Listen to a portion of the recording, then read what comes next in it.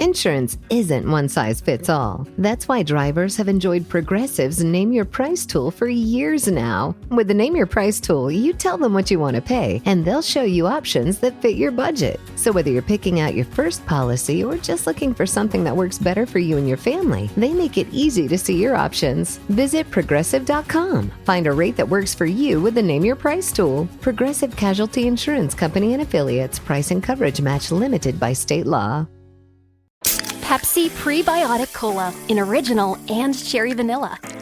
That Pepsi taste you love with no artificial sweeteners and 3 grams of prebiotic fiber.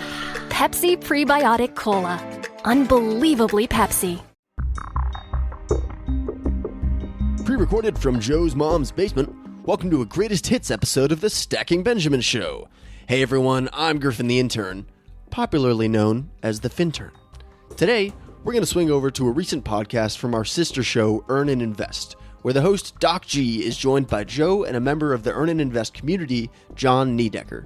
It's a fun roundtable discussion about how to hack retirement. Enjoy the show. Let me press, it's this button to get it rolling. Fintern out. Hello, this is John Neidecker. I'm Joe Saul-Sehy, and this is the Earn and Invest podcast. And you are listening to the Earn and Invest podcast. In business, there is no room for guesswork. Every shipment matters. Every deadline counts. And when you're trying to keep operations running smoothly, the last thing you need is uncertainty. That's why reliability is at the core of USPS Ground Advantage. From the moment your package is first scanned in, it moves through a secure nationwide network, aiding in a timely and accurate delivery. You get near real-time tracking so you can keep up with your shipments. And with affordable upfront pricing, there are no hidden fees or surprise surcharges to throw off your cost sheets. It all adds up to predictable deliveries you can depend on, because knowing your logistics are handled lets you focus on everything else, your customers, your team, and the future you're building. Visit USPS.com/Ground Advantage to start shipping with confidence. USPS Ground Advantage. We mean business. Dell PCs with Intel Inside are built for the moments you plan and the ones you don't.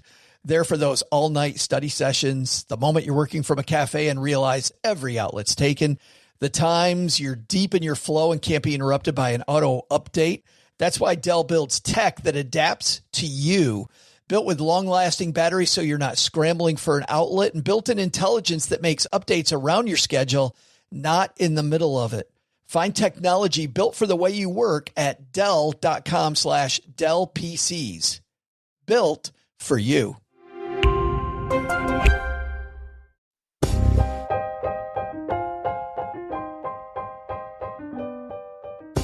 Hello, and welcome to Current Events Thursday. This is a new type of episode here on Earn and Invest on the last Thursday of every month, where we discuss breaking or maybe even broken financial news with both an expert as well as a community member. Community members have volunteered to add their perspectives of the common man or woman behind the podcast player, but of course we know that Earn and Invest listeners are anything but common.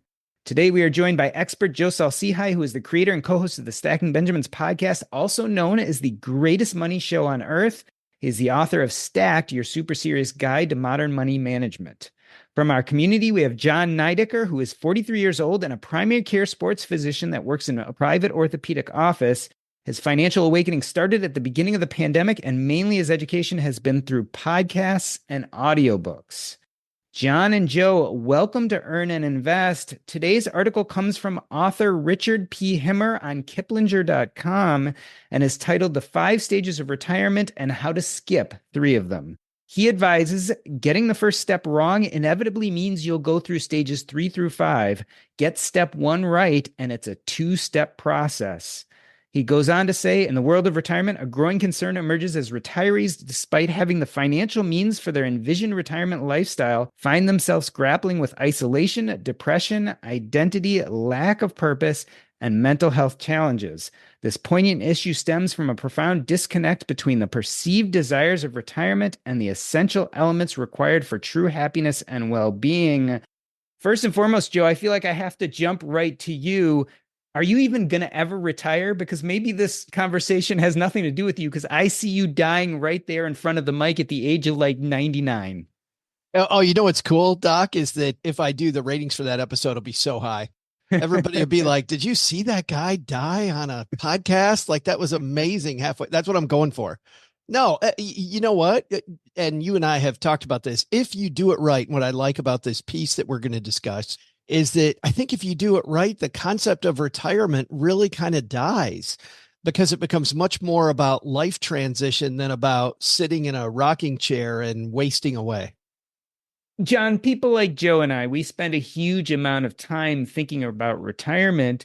But I wonder for people like you, you're a physician like I am. Do you spend a huge amount of time worrying about retirement? And break it down? Do you worry about the money or do you worry about like the other stuff? Like, what am I going to do with myself? We definitely think about the money, at least initially. But once you kind of get into a point to where you're in that accumulation phase and everything is on autopilot, and that's kind of where I am right now. It's like, okay, well, what happens when I get there?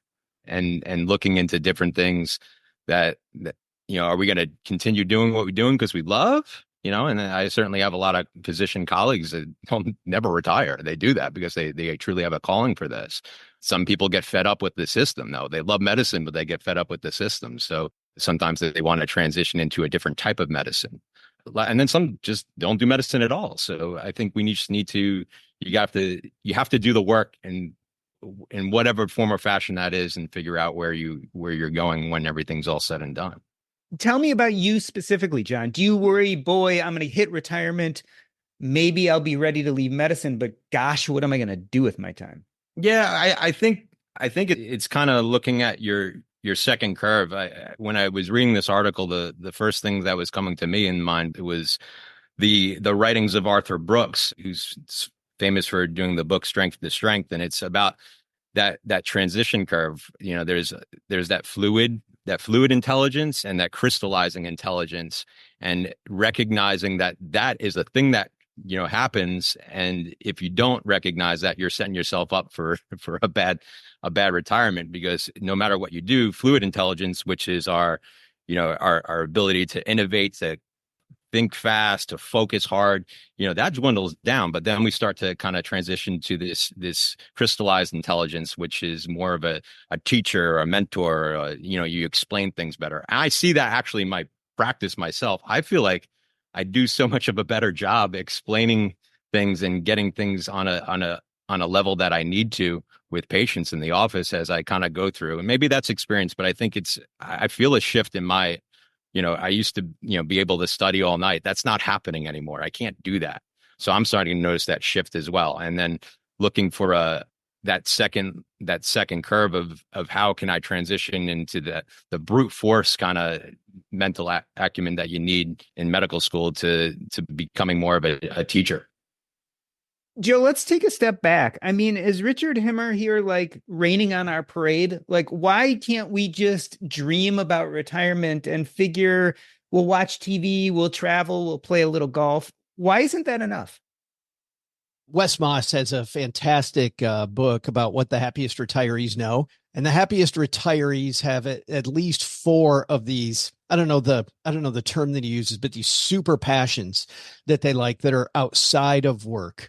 And the average retiree, by the way, has 2. So they have 2 things they think about besides work. And when I was a financial planner, it's been a long time since then, but financial planners today tell me it hasn't changed much, is I want to travel and I want to play golf, right? Like those are the 2 that I heard over and over and over. Yeah. And then I go, okay, after the first 3 weeks are over, what are you going to do after that? Like that becomes so boring. Like I can't do just that all day. There's not enough texture. There's also not enough real living. There's not enough community. We talk about how even if you're an introvert, you need community and you need to be needed in some ways. There's got to be some reason for you to still wake up in the morning.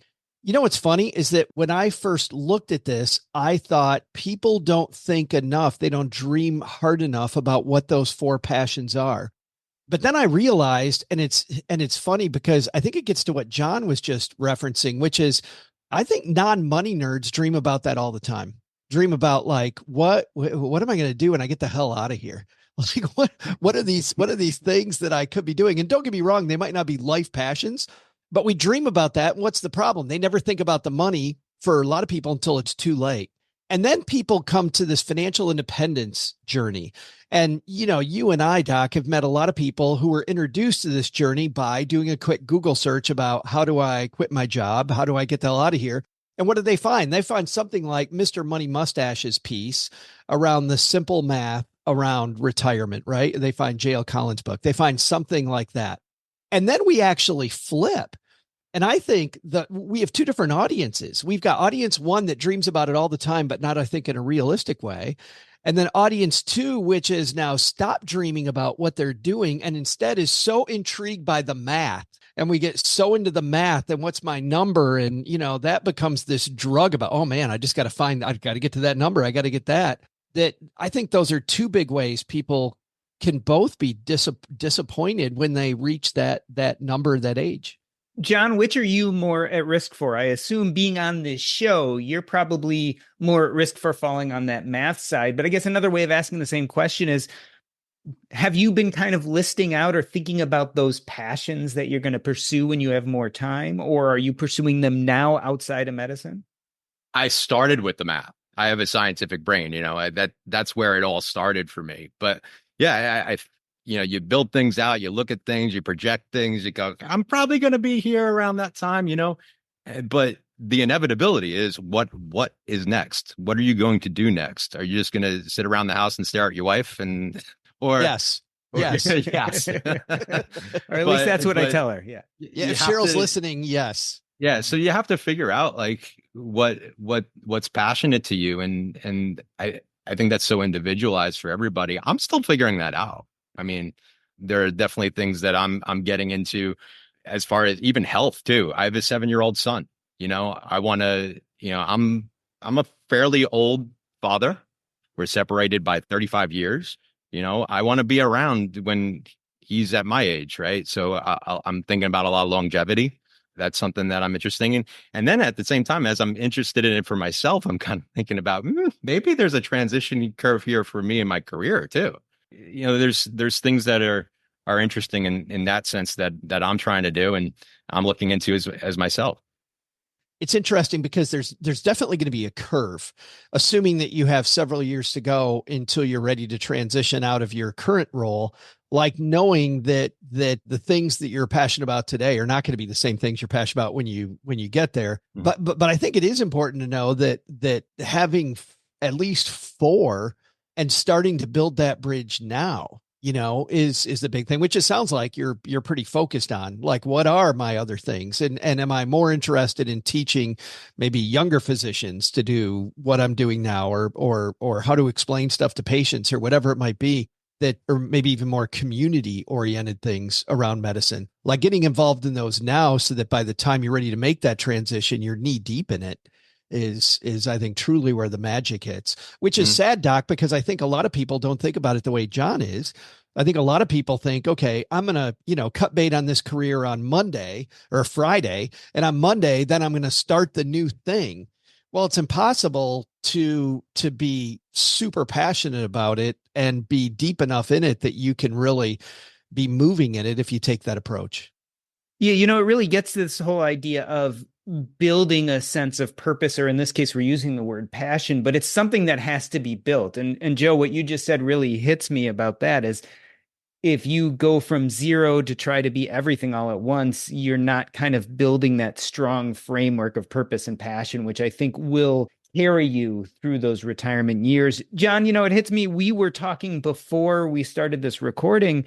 And so you do sports medicine, but a passion of yours is being a ringside doc. So it hits me that, for you, the sporting aspect may outlive the actual doctoring aspect. There's no doubt about that. And it's not just the ringside stuff that I'm into. One of my favorite things to do is be on a high school football sideline in the fall, and this past weekend I was at the state wrestling championship here in North Carolina, and I got to see 2 of my patients win 2 state titles. Wow. Super, super cool to see. And it really I love doing those things because it really brings me back to focus in the sense of why I did this in the first place. Most of the time it's a grind during the day. like getting through things. It's, I have to deal with insurance companies not approving things, and I have my headaches. And granted, I have a good job and I'm very happy with my job, but there comes a point where you just need to recognize what are the important things and why you did this in the first place. So I do have a grounded aspect of that. And the ringside stuff, I mean, I'm heading up to New York to cover a couple of fights this weekend. But it also, guess what? I get to see my parents too. So I get to, they're up there as well. So I'm still making sure I'm nurturing these relationships at the same time. Hands and pots, lots of different places. But like, I feel like I just need to kind of do all these things at this point in my time to kind of figure things out for sure. So, Joe, I actually want to delineate the 5 stages that our Kiplinger author talks about. And also, he kind of makes that point that if we do this right, we can actually skip some of the difficult in-between stages. So, Joe, let's talk about the first stage. He calls it pre-retirement. Richard says that if we get this stage right, we can skip stages 2 through 4 and make this a 2-stage process. This is the step where we envision retirement and strategically plan for it. Joe, let's go back to your days as an advisor. Did people do this? Did they get that kind of pre-retirement step? Did they engage in it before they were like right on the cusp of retiring? There's a short answer to that and the long answer. The short answer is no. People would generally show up in my office far too late. They would have 5 years or less before they're ready to retire. They thought there was that was where the rubber is going to meet the road.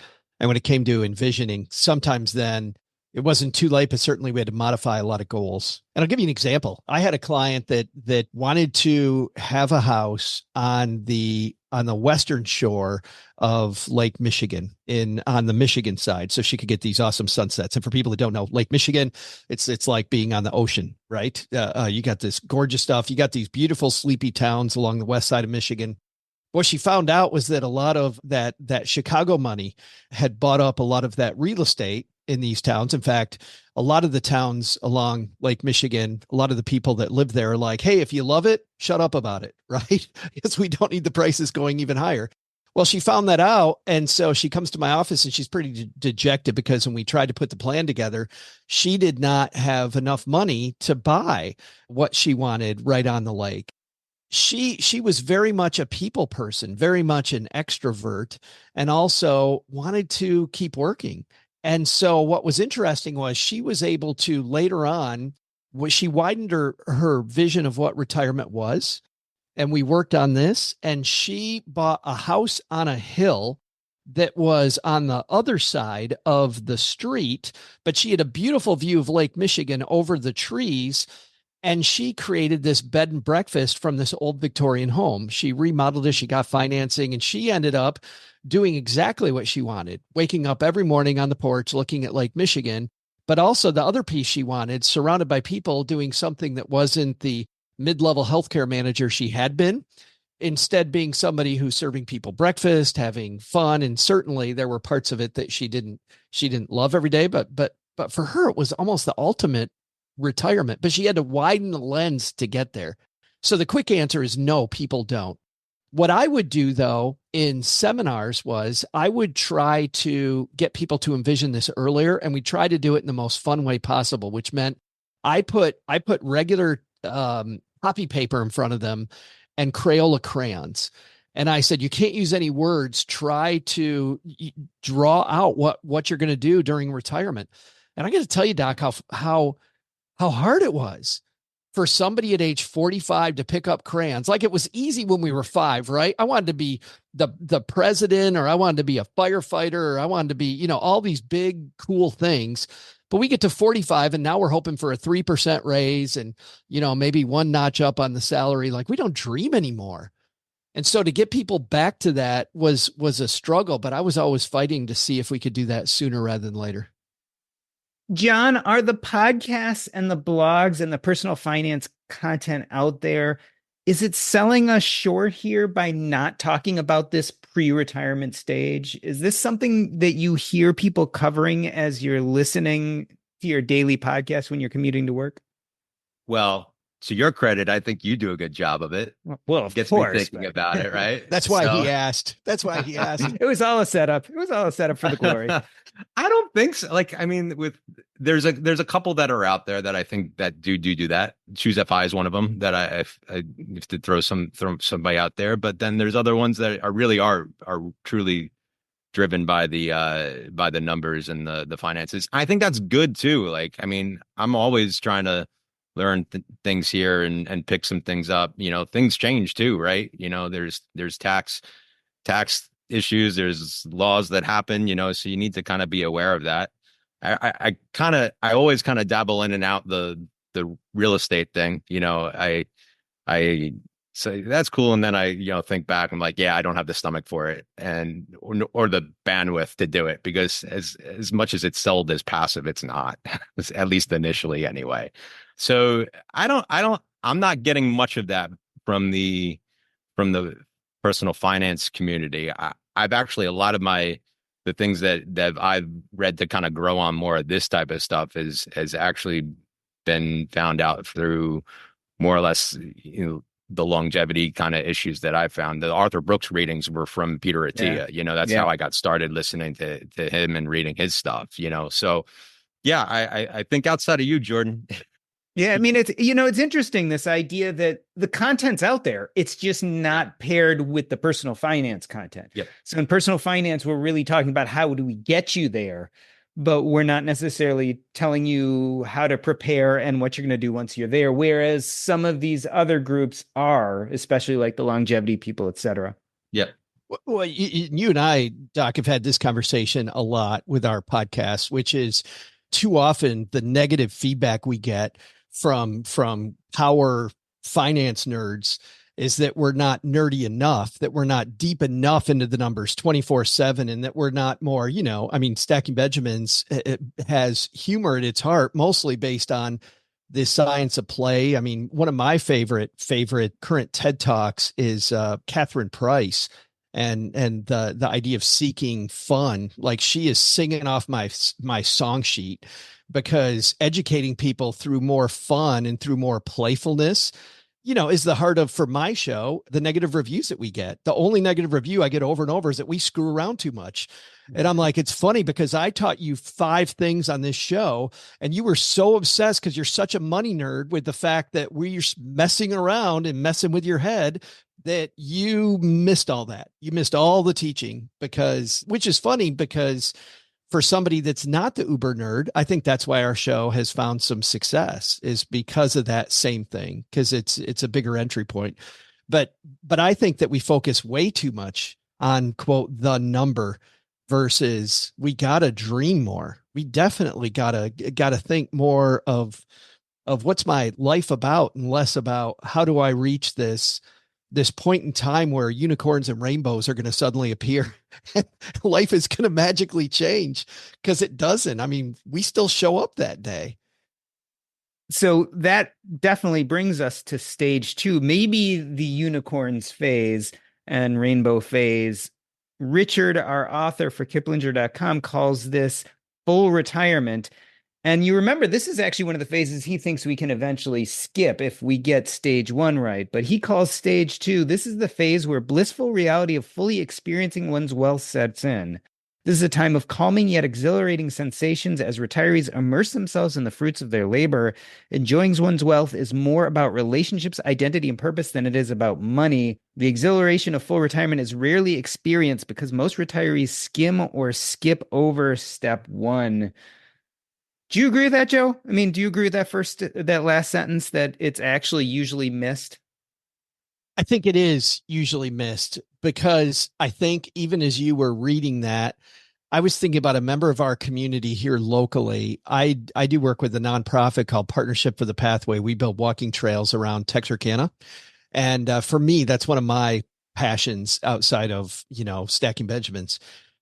When I think about that, we just got done doing a half marathon raising money. And there's a gentleman I want to call out. His name's Frank Bright. Frank Bright just turned 80 years old. This last year, he won in this half marathon, the 60 and over category for running again. And what's funny is that's not just Frank as a runner. Frank's an amazing human being. And he does so much work locally in the community. I don't even think he comes out to win his age group at the race. He just happens to be a really good runner. He comes out to support trails. He comes to I know, local meetings for different things in Shreveport. At 80 years old, he's not what we usually see. He's super involved. I don't even know what the hell Frank did before he was, quote, retired. And I think that's a testament to Frank and to really people that nail it. But the fact that I can say Frank Bright, and Frank, I hope you hear this, that Frank Bright in Shreveport, such a badass at age 80, leads me to believe we don't see this enough. John, it's an interesting question. I mean, what Joe is talking about is, can you in your own life, and I want you to really picture forward, could you in your own life picture a retirement where people didn't even know you used to be a doc? Because they were identifying you and seeing you doing other kind of purposeful things that lit you up? Wow. You know what? As you know, and I think probably you're one of the people that you're one of the only few people that I know that actually has kind of really made something more of themselves outside of being like, when you're a doc, it really becomes your identity. Like you've worked so hard to get there. And you've put so much time in, it's tough to kind of envision myself in that kind of sense. I mean, like, I feel in that whatever the second curve of my life is, I think medicine's still going to be a part of it. I can't say that for sure, but I can't see that for myself. Now, certainly I can see where Joe's coming from. I want to be that 80-year-old badass. That's who I want to be, but for myself, I don't think that's necessarily something that I can see for me. But what's interesting is I also think equally badass, I'll throw out another name, John Dorsey, Dr. John Dorsey, was a pediatrician in Detroit that my wife had the great pleasure to work with. He died at 94, John, still a doctor at age 94. And to your point that it was his identity, it was not pre-retirement retirement. It was, this is who he was. And what was cool was, though, he wasn't just a doctor to all these kids growing up and their parents and taking care of these families. John Dorsey also did it with the community. He was on television talking about money.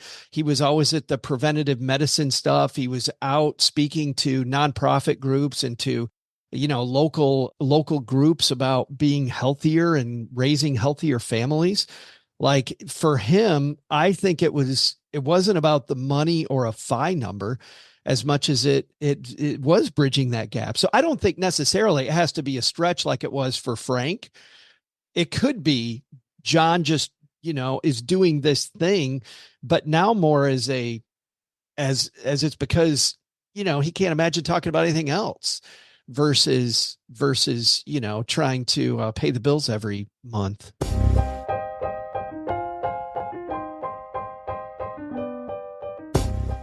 We are talking to community member John Neidecker and expert Joe Saul-Sehy of the Stacking Benjamin Show.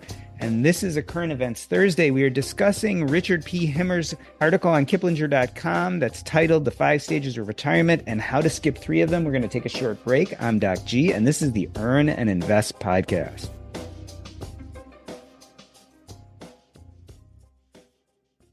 Insurance isn't one size fits all. That's why drivers have enjoyed Progressive's Name Your Price tool for years now. With the Name Your Price tool, you tell them what you want to pay, and they'll show you options that fit your budget. So whether you're picking out your first policy or just looking for something that works better for you and your family, they make it easy to see your options. Visit Progressive.com. Find a rate that works for you with the Name Your Price tool. Progressive Casualty Insurance Company and Affiliates. Price and coverage match limited by state law. What would you do if your online store converted 36% more shoppers? You could take 36% more vacation. Another pina colada? Yes, please. Open a new retail location with 36% more square feet. Fantastic. Hire 36% more help. You're hired and you're hired. Shopify has the world's best converting checkout, up to 36% better than other e-commerce platforms. What you do with those extra sales is up to you. Switch to Shopify today at shopify.com/listen and get a $1 trial. Shopify.com/listen. often. Did you know Fast Growing Trees is America's largest and most trusted online nursery with thousands of trees and plants and over 2 million happy customers? Whether you're planting fruit trees, adding privacy, brightening things up with flowers, or bringing in house plants, Fast Growing Trees has it all. Even better, they can help you find options that are right for your climate, your space, and lifestyle.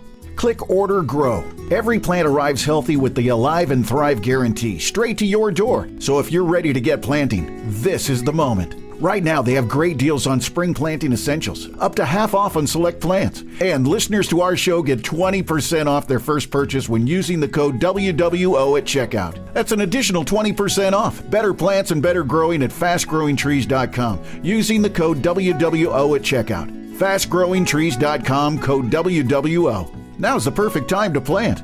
Let's grow together. Use WWO to save today. Offer is valid for a limited time. Terms and conditions apply. Go to growingfasttrees.com for details. Welcome back to Earn and Invest. We are here with community member John Neidecker, who's a 43-year-old primary care sports physician, as well as Joe Saul-Sehy, who's the creator and co-host of the Stacking Benjamins podcast. And we are discussing the 5 stages of retirement. We covered stages 1 and 2. Joe, let's move to stage 3, and it is disenchantment. Our author from Kiplinger.com says, unfortunately, the retirement journey isn't without its challenges. Feelings of unmet expectations, disillusionments, and disappointment may surface during this stage, requiring introspection and adjustment. When retirement is not properly planned, the transition to retirement life immediately impacts mental and physical well-being. Life expectancy is negatively impacted at this stage lasts long. Wow. Life expectancy, Joe? I mean, he goes all the way out there with this stage. Yeah, and it actually isn't this simple. Ken Dykewald, the retirement expert, puts this through its paces, and I think we should drag our feet on this a little bit and go through really the roller coaster ride that you get on if you get stage 1 and 2 wrong.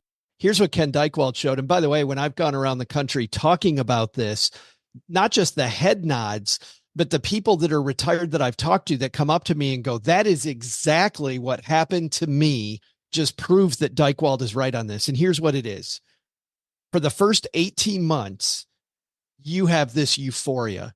I can't believe I don't have to show up to work every day. It's amazing. It's like a vacation. Pinch myself. It's incredible. And this is, by the way, for that large group of people we talked about earlier, that's the, I'm going to travel and play golf people, right? I'm on the golf course. What the hell am I doing here again? This is amazing. 18 months is about what that lasts. And then somewhere in the 18-month range, the average person wakes up and goes, this is it? There's nothing beyond this? Like, wait, whoa. There's got to be something more to my life than just this. Am I done? Did I leave all my existence, all my purpose back there at X job that I was? And why was I so quick to want to leave that? I mean, we're seeing this in real time with Jon Stewart right now, right? Going back to the Daily Show. Exactly. Yeah. Like, and we see it closer to home in the personal finance space. People have bought their blogs back. People who buying their identities back. So I think that's what happens first before we get to the what's my purpose, and then the deep despair, and then for a lot of people, sadly, the early death stuff. You know, the death rattle that happens. John, have you seen people in this despair? Because it's one thing to read about it, but have you seen it in family, friends? Other people you know, have you watched them go through this? Because I most definitely have found people, especially in the early retirement years, who like quit at 40, 41, 42. And then a year and a half, 2 years into it, I've definitely started hearing people say, I wonder what I should be doing now. To a small degree, I wouldn't say it was as tragic as sometimes this is made out to be. And it can be, to be honest. My father was a Home Depot manager. And he retired, and he was happy, super happy about it. And he certainly took his time and he took it easy. But over time, you know, he got bored and he needed some interaction. He works at a minor league baseball park and helps clean it up. And when he told me he was doing that, I was like, yeah, great. I'm glad you're out there kind of getting some exercise. You're working. You're interacting with some people. He said the best thing about it, though, is like Well, I have no responsibility though. I don't have to. There was a big argument between two of the workers, and I wanted to. In my normal job when I was working as a manager, I needed to step in and take care of that. He was like, I didn't have to do that, and that felt great. But it's something that he needed to do a little bit. But outside of that, that's my only really true firsthand experience. Again, I think being maybe older or getting into things, I'm sure you get exposed to that a lot more just with friends and family. So I feel like we've fallen into the pit of despair. Stage 3 is the bottom of the hero's journey, and now we are ready to emerge. Joe, stage 4 is reorientation. This is the crucial period for resetting expectations. And I want to move on to stage 5, reconciliation and stability. I believe originally the author is like, that should be hopefully stage 2 if you get stage 1 right. So the idea is you go from pre-retirement right to reconciliation and stability and skip the other 3. The article continues. The final stage involves restoring a sense of purpose and direction in life. Finding stability in day-to-day living becomes paramount, leading to a balanced and fulfilling retirement. This is only possible with expectations that are in harmony with pre-planning, identity, and purpose. This is step 2, take 2. Joe, I'm starting to feel like the 5 stages of retirement are very similar to the 5 stages of grief, right? Denial, anger, bargaining, depression, acceptance. I mean, are they sounding the same to you too? Oh no, it totally is acceptance, isn't it? It totally is acceptance. I get where I'm at, but sometimes I feel like we accept in the wrong spot, like we accept too little.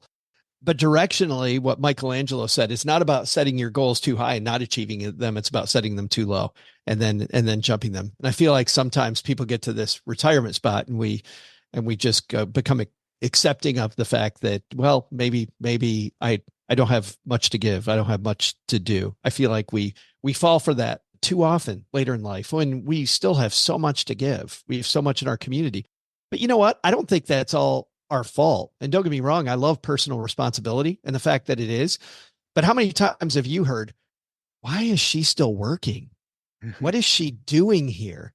When maybe it is what she loves to do. Maybe it's not about money anymore. Maybe it's something else. Like we expect people to be put out to pasture. Why are they showing up every day? Well, maybe it's less about financial independence. It is about this journey that we're on. It really rings true as I'm listening to you talk about this. As we progress towards retirement, the mistake is to really think it's an ending, but it sounds like these people who really get to this kind of maturity and happiness in retirement have really started building again. Maybe the goals aren't as concrete as they were during their professional life, but as you were saying, it's anything but stopping short. In fact, I feel like what these happy people are finding is that there is an expansiveness that you could allow yourself in retirement to really grow and build in just a very different way than maybe you did in your original career. John, are you buying the premise of this article? So the main premise is that we can skip a lot of these most difficult stages. Yet I am a big fan of the hero's journey, right? And you can't really make the hero's journey unless you fall into the pit first, and then you have to climb your way out. In other words, it's a process. And maybe to get to an acceptance, we have to go through that process. Do you think we can skip these steps, or do we have to go through some of the pain to truly be happy as we get to that really good acceptance place in retirement? Well, the work needs to be done. Whether it's done before or it's done after, the work needs to be done. And to a degree, that is a little bit of suffering, right? To kind of, even if you're doing it prior to, you're still trying to figure things out and work through things and stuff. So yeah, I know we want it maybe a little dramatic here with the hero's journey and stuff. But I'm a dramatic guy, John. Guy. But I'm buying it. I actually enjoyed the article because I agree with it. I think there are always some things that necessarily things don't get brought up. My feeling, I have a thought of, in the sense of financial independence being more of a thing to achieve for options. Okay. So I don't know what's ahead of me. I don't know what I'm going to necessarily be doing concretely, but if I'm financially sound, I know I have more options if I didn't. The same thing goes along with health too. I think we need to be, that's, if you want to talk about one thing that's not talked about in the financial independence industry, I don't think we spend enough time on health. I mean, maybe that's me being a physician, but if you're not healthy, it don't matter what happens at the end of things. So that's another thing that needs to be worked on and continuously worked on, because no matter what, there is going to be a decline with that. So we need to make sure we're in an optimal place of health, and maintain that. I think that's why so many older people who live so vibrantly later down the road is because they don't stop. They keep on doing things, both physically and mentally. I was reading a piece just yesterday, John, about gait analysis and how just the speed and the gait at which people walk can project longevity. And if you're somebody that naturally has a spring in your step and you're excited to get to point B, wherever that might be, you're probably going to live longer. If you're somebody who's, dragging, that's an early sign that things aren't going well. But because, and they built this link, which I think is what you're doing, which between the health of the person who's walking and really what's going on in your brain. Oh yeah, absolutely. I mean, exercise, we know it helps us cardiovascularly. It helps decrease cancer. It helps with our metabolic health. It helps us from the risk of injury. I mean, that's something that happens. I think that the current stats, it's changed through my training and stuff. But when a geriatric hip fracture happens, 50% of I think it's 1/3 now. It's 1/3 of those people who have a fracture in their hip in their elderly years, they're dead 1/3 of them are dead in a year. Wow. I mean, this is powerful stuff to really understand that. So it's something that continuously needs to be worked on. But again, with financial independence, with good health, you're giving yourself more options on defining what you're doing in the later end of things. And the work needs to be done regardless whether it's done before or after retirement. It's funny, John, we spent time earlier talking about playfulness and about the stuff going on, financially. We want to be nerds and really dive into the numbers, but I think we need to dream more. I think it's the same with health. Like I seriously don't like the fact that as a 56-year-old man, there aren't as many competitive avenues as there were when I was in high school. In high school, if I wanted to get in shape, I didn't worry about, my heart rate or whatever. I just went and joined the swim team. And then I'm surrounded by cool people and I'm just out there, quote, competing, but I don't really care. I swam like a brick, but it was so fun to be part of this team. I wish that we had playfulness in our health as well, as much as we did then. And I know there's some things out there, but it just feels like, I'm on a stationary bike pretending I'm bicycling versus out there with a group of people. My heart is in competing as well too. I guess where I've made I used to, my competitive endeavors was with wrestling. So I really know how to embrace the grind in that kind of sense.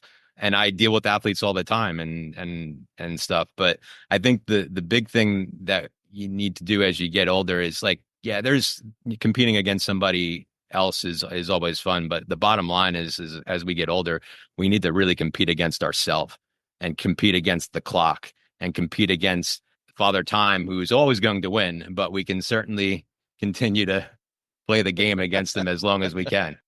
I find though, I don't know why, gamifying that though, John, because, and I'm sorry, this fascinates me. This might be a whole separate vein, but I find that when I think about competing against the clock, that doesn't lead me away from the donut. But if I sign up for a 5K 6 weeks from now, I won't pick up the donut. I'm going to eat better. I'm going to get my butt out there. I'm going to do the things that it takes to make sure that I show up for myself. I get online for the 5K. I'm not thinking I'm going to win. I don't think I'm Frank Bright from Shreveport, who's 80 years old, winning the 60 and over division. I'm just high-fiving myself if I drag my butt across the finish line. But it's funny when I sign up for these quote competitions, it really helps. And I think it's just the gamification of exercise that makes it more fun. Well, I wanted to end here, and I like that we ended with sports and specifically pushing ourselves physically, because I think the story is exactly the same when it comes to retirement. In fact, I think that's the point of this article. In a sense, we have to build that gamification, that sense of challenge, not just during our career, but also afterwards, especially if we're not going to end up in that pit of despair and have trouble getting out. And I think that's the point of the article. I want to end this episode the way we end every episode. Joe, tell us where we can find you, and specifically if people want to know more about either you or Stacking Benjamins, how they can do that. You'll find me every Monday, Wednesday, Friday, sometimes with the amazing Doc G on the Stacking Benjamin show, wherever finer shows like this one are distributed. And we call it the greatest money show on earth because we try to make sure it's a circus of good times talking about money. And John Neidecker, please tell everyone how you ended up on the show, because these are Community Thursdays. We're doing them once a month, and I am looking for community members like you. And I hate to say this, but I'd be looking also for more women, because I get all these guys who write me and they're signing up to be on. I'd love to also have some women on these Community Thursdays. So, John, how can people sign up to be on the show? Well, I got the idea when I was doing my morning workout, listening to your podcast, and you asked for volunteers. And after my workout, I sent you an email and you replied back to me pretty quick. So glad to be here. I will reply. Go to earnandinvest.com. There are multiple places that you can respond there in a contact form, or you can write me at docg@diversify.com, DIVERSEFI.com. But if you just go to earnandinvest.com, it is really easy to find the contact form. Let me know if you're interested. This has been a Community Thursday. Thank you, John and Joe, for being on the show. Thank you. Fun as always, man. That's a wrap.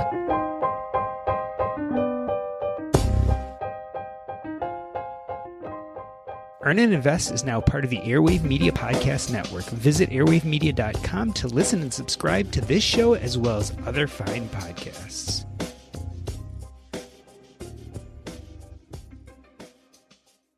All right, follow me down the rabbit hole here. Any chance I get to argue with Frank Vasquez from Risk Parity Radio, I love to do it. I recently put a poll out on Facebook about meaning and purpose, and I asked, are they the same thing? This is how Frank responded, and I love this response for lots of reasons, but let's get to it first. He said, this is a trick question. If I say yes, does it mean no, the way it is posed here? In truth, they could be sometimes, but probably not in most cases. A more intense question might be, under what circumstances do they collapse into each other? We're talking about meaning and purpose here. I think Arthur Brooks would answer that with, typically, when they are replaced by ambition, which is generally measured in money and power, fame, or some combination of the three. The goal, meaning and purpose of ambition is outer validation from whatever society that person occupies. In its ugliest form, it looks like the end of the novel 1984. Now, I responded to Frank by saying, I think meaning and purpose are two totally different things and hopefully don't eventually become ambition. Frank's response was, and I think he's talking about Arthur Brooks here, he said, one of his theses was that it ends up being the default of many highly skilled people in modern society. This usually represented by forms of careerism. It makes sense because we are obsessed with only two basic stories, which are the hero's journey and the not the hero's journey. It's agency versus fatalism in a highly dualist view of the world. You might replace life, liberty, and the pursuit of happiness with life, liberty, and the right to go on the hero's journey. The main problem with the hero's journey is that it tends to see fame and fortune as the ultimate goal and relationships as incidental.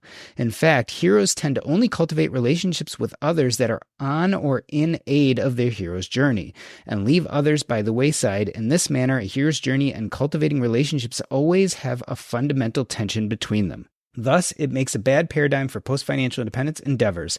The FI journey itself is enough hero's journey for most people if some form of transcendence or cultivating relationships is the ultimate goal. All right, that is a lot to digest, but let me give you a different view. Here's what I think. I think meaning is all about how we cognitively think of our past, and purpose is about our present and future. What I see in the financial independence community often is that we think that if we just find purpose, we're going to be happy. But the problem is we don't really have a truly formed sense of meaning. In other words, we set up these big, audacious goals like financial independence, these things that aren't amazingly important to us. And once we reach that goal, we recognize that we're lost when it comes to purpose because we haven't done any really deep thinking about it. What we're really doing is we're searching for enough, and we're feeling like we can fill that hole in ourselves of enoughness by stuffing money in it. And the problem is that doesn't work. Here's where I think meaning comes in. See, meaning is the way we think about our past, and this gets back into the hero's journey. And I would separate the hero's journey from the victim's journey, or what Frank calls the non-hero's journey. See, in the hero's journey, we fall into a pit and climb out and end up in a better place. Whereas in the victim's journey, we kind of blame or have this idea that fatalistically everything was done against us and therefore we didn't succeed. I don't see the hero's journey or the victim's journey going towards ambition, career, or even wealth. I think we use the hero's journey to actually bring meaning to our past. We struggle with trauma. We went through bad things. Those who tell themselves stories about their lives that make it magical, those who create their own sense of a hero's journey, independent of wealth, independent of career or achievements, but based on the idea that they went through a bunch of crap and survived it. Those people have a sense of meaning that tells them that they are enough. And therefore, they don't have to start looking at purpose as the way to get to enoughness, because purpose is about the present and future, and it can't make you feel enough. The only way to make yourself feel enough is to go back and cognitively think about your past and attribute a sense of meaning to it. And the way you do that is by taking on the hero's journey and realizing that although you went through a bunch of bad things, you are generally a good person and achieved a lot by surviving, not by thriving, not by making lots of money, not by going far in your career, but was in surviving those bad things that happened to you that make you enough, that make you the hero. So I don't agree with Frank because I don't think the hero's journey ends in ambition or careerism. I think it ends in a feeling of enough because you survived whatever traumas you faced in your past. And therefore, meaning and purpose are very different things. Meaning is that hero's journey, the way we cognitively look at our past. It's the story we tell ourselves so that we feel like enough in our past, so then we can do things in the present and future.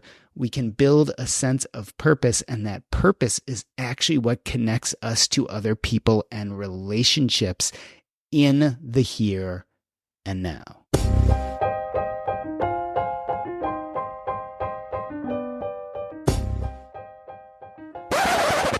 All right, I think I leave things running for just a minute or two to catch any after show. John, thank you so much. Dude, that was great. If every community member is like you and Ian, these are going to be fantastic episodes because you guys, you bring it. And I love it because I do think the Earn and Invest community are just very thoughtful people. Even if we talk about something that might not be in your wheelhouse, like this kind of input, I think is just really important.